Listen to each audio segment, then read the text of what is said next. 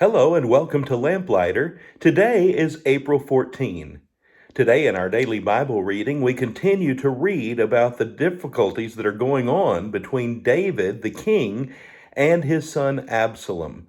There are continuing issues between these two men, one the father, one the son, and yet David, who is a man after God's heart, continues to have family issues.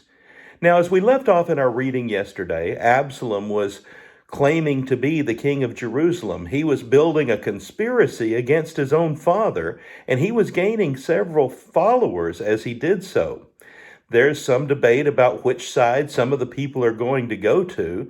We learned about Ahithophel, who is regarded as a great counselor to the king, but Ahithophel has stayed and sided with Absalom, and David has even prayed to God that Ahithophel's advice to Absalom be considered to be foolish. David has also sent one of his friends, Hushai, the Archite, over to Absalom's side, and Hushai is serving as kind of a spy. So Hushai is going to pretend to be loyal to Absalom when in reality he is still loyal to David. Absalom sees him and he says, "Why have you left my father? Weren't you his friend? What kind of friend are you?" And Hushai basically says, "Hey, you are the young man. He is the older man. You are his son. It seems that all Israel is coming to you. It seems that you are rightly the king, and so I'm going to follow you just like everyone else."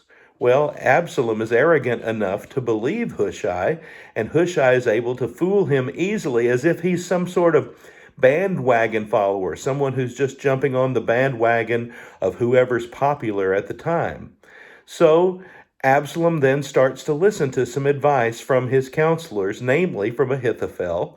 And Ahithophel tells him, "Here's what you need to do, Absalom. You need to make a big production of taking your father's concubines." Remember those 10 concubines that David left to care for the palace in Jerusalem.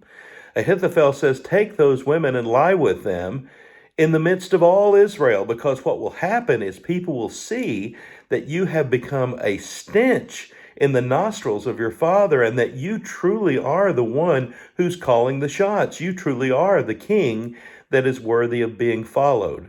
And so Ahithophel has advised this, and that's exactly what Absalom decides to do. Now, you may have found something here that sounds a little bit familiar. I want to take you back to David and Bathsheba. Remember the sin, David and Bathsheba, and David commits adultery with Bathsheba and has Uriah the Hittite killed. And so his adultery leads to a cover-up that leads to murder. And in this time, David is going to be confronted by Nathan the prophet. And Nathan is going to say, "You have abused everything that God has given you. You are the man about whom you are so angry when I tell you this story." And then God is going to punish David. And God punishes him by taking the life of that child that is born to Bathsheba. But God also says this in that context, back in 2 Samuel chapter 12. These are God's words. "This is what the Lord says. Out of your own household, I am going to bring calamity on you. Before your very eyes, I will take your wives and give them to one who is close to you, and he will lie with your wives in broad daylight. You did it in secret, but I will do this thing in broad daylight before all Israel." This is God saying, this will be your punishment, David, for what you've done with Bathsheba. And these words are now being specifically fulfilled when Absalom listens to Ahithophel's advice and lies with his father's concubines in a tent that has been erected up on the roof for all of Israel to see how bold, how proud, and how arrogant Absalom can truly be. Ahithophel then advises Absalom to attack David, not to give him a chance to even turn around and rest, but to follow him, pursue him, and attack him. He asks for Hushai's advice as well, and of course, Hushai offers his advice as someone who's really a spy on behalf of David. So you have to wonder, who's really calling the shots here? Is it Ahithophel, the trusted counselor? Is it Hushai, the one who's actually loyal to King David, but pretending to be loyal to Absalom? Or is it Absalom himself? If you answered with any of the three I've just named, you missed the question. Who's really calling the shots? God is calling the shots. Remember, the story is about God, and God is the one who says, we read in the text here, the Lord had determined to frustrate the good advice of Ahithophel in order to bring disaster on Absalom. So God is working through all of these advisors to bring disaster upon Absalom. So a message is sent to David. His spies have seen what Absalom is doing. He's coming to attack him. David is warned. Ahithophel, when he sees his advice is not heeded, rather Hushai's advice is taken, Ahithophel commits suicide. He offers advice. The advice is not taken, so he kills himself. Then we read about the preparations for battle as the people get ready to go out. David's army is getting ready for battle now that they've heard what's coming. And David is getting ready for battle, and his own men tell him, we don't want you to go with us because you're more of a liability. This is really not an insult to David. They're simply saying, you're so important to us that the other team knows that. The other side who's attacking us knows that. And if you go to battle, they'll be so consumed trying to destroy you that that's what they'll focus on and that's where they'll succeed. And we'll lose that battle because we'll lose you. So David listens to them and sends out the troops.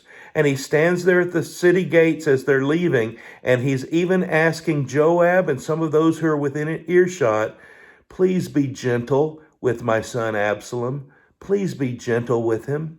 And so David's army goes out and they fight Absalom's army, and they prevail. And in the process, Absalom is killed. It's kind of an unusual way he's killed. Remember, we read earlier that he was considered to be the most handsome man in all Israel. We read about his long flowing hair that he only cut one time a year because only then it got too heavy, and that's why he would have it cut. I mentioned at that time to remember that because it's going to play a key role in the end of his life.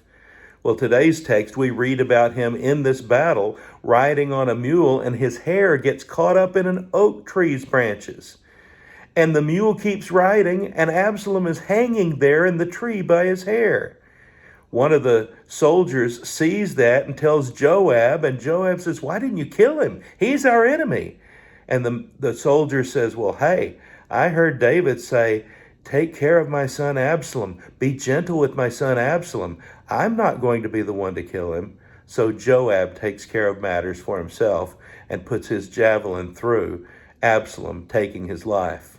Now, when the army returns home, they've been victorious, but it doesn't feel like victory because David is told of the death of his son Absalom.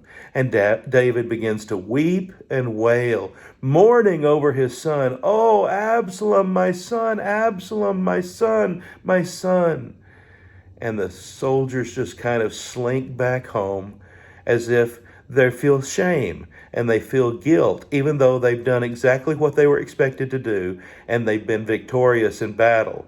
That's going to cause a little bit of a morale problem that we'll read about in tomorrow's reading, so stay tuned. But the thing that we need to notice right now is that David, who had been estranged from Absalom for so long, is now weeping and mourning over his loss. It's an unusual turn of events, but again, David is a man who wants what's best for everyone, for his soldiers, yes, but even for his son Absalom, who had formed this conspiracy against him. He truly is a man after God's heart. Isn't it great to be a lamplighter? His word is a lamp to our feet and a light to our path. I hope you have a blessed day.